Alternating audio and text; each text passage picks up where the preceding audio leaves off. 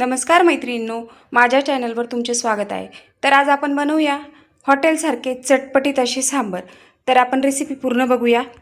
एक मोठा कांदा बारीक चिरून घेतला आहे, बटाटा चिरून घेतला आहे, त्यानंतर एक टोमॅटो, लाल भोपळ्याच्या फोडी करून घेतल्या आहेत, 2 शेवग्याच्या शेंगा बारीक तुकडे करून घेतले आहेत, त्यानंतर 3 लाल सुक्या मिरच्या, कढीपत्ता, त्यानंतर इकडे 3 चमचे सांबार मसाला घेतला आहे, 1 चमचा कश्मीरी लाल मिरची पावडर, 1 चमचा मसूर डाळ, 1 चमचा मुगाची डाळ आणि अर्धी वाटी तुरीची डाळ. तुम्ही फक्त तुरीच्या डाळीचंही सांबार करू शकता, तेही छान लागतं. तर आता आपण डाळी स्वच्छ धुवून कुकरमध्ये टाकून घेणार आहोत. तर आता आपल्याला तिघी डाळी एकत्र स्वच्छ धुवून घेतल्या आहेत आणि त्या आपण आता कुकरमध्ये टाकून घेऊया.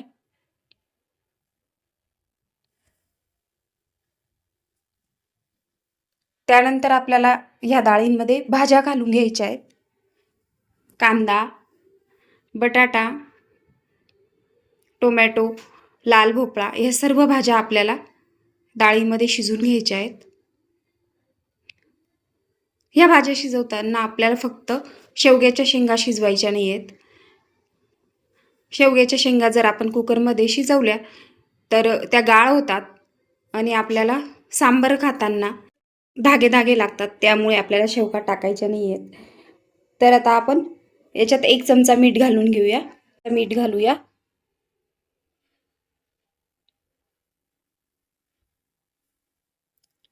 त्यानंतर 1 चमचा सांबार मसाला घालून घेऊया.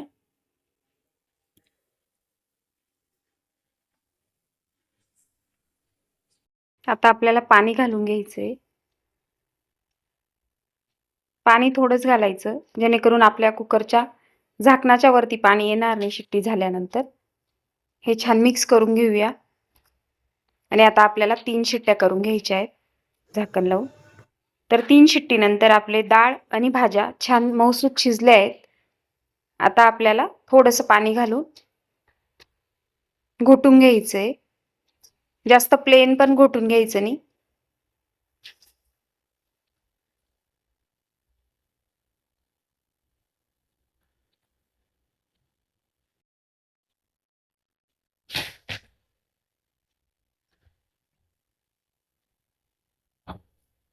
आता आपल्याला एका पातेल्यात 2 चमचे तेल घालून घेऊया.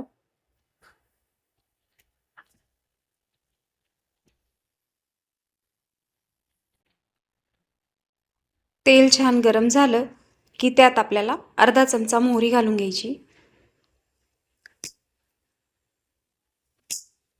अर्धा चमचा जिरे घालूया. जिरे मोहरी छान तडतडली की त्यात आपल्याला कढीपत्ता आणि सुक्या लाल मिरच्या टाकायच्या आहेत. त्यानंतर 1 चमचा कश्मीरी मिरची पावडर, 2 चमचे आपला शिल्लक राहिलेला सांबार मसाला, त्यानंतर शेवग्याच्या शेंगा टाकून घेणार आहोत. या छान परतून घेऊया.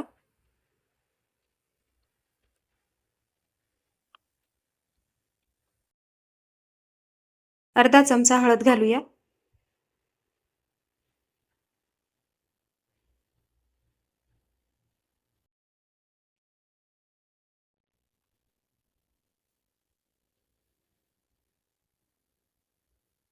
थोडासा हिंग. हे छान मिक्स करून घेऊया.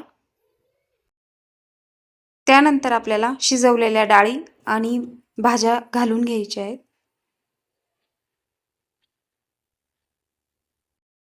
छान मिक्स करून घेऊया.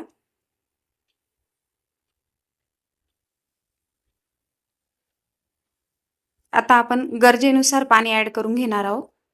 आपल्याला किती घट्टसर सांबार पाहिजे त्यानुसार आपण पाणी घालून घेणार आहोत.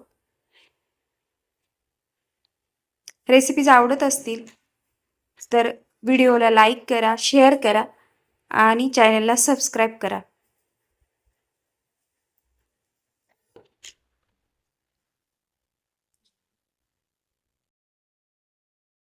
एक चमचा मीठ घालूया.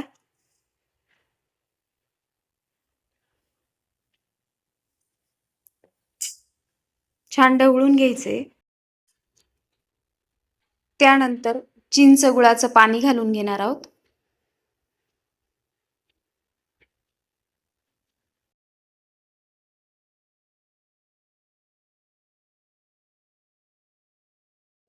छान मिक्स करून घेऊया. आणि आता आपण झाकण ठेवून शेवगा शिजेपर्यंत सांबर शिजून घ्यायचंय. तर आपला शेवगा शिजला की समजायचं आपलं सांबर तयार आहे. असं छान आपलं दाटसर सांबर तयार झालंय. अशा झटपट आणि चटपटीत रेसिपीज पाहण्यासाठी चॅनलला नक्की सबस्क्राईब करा. व्हिडिओ पूर्ण पाहिल्याबद्दल धन्यवाद.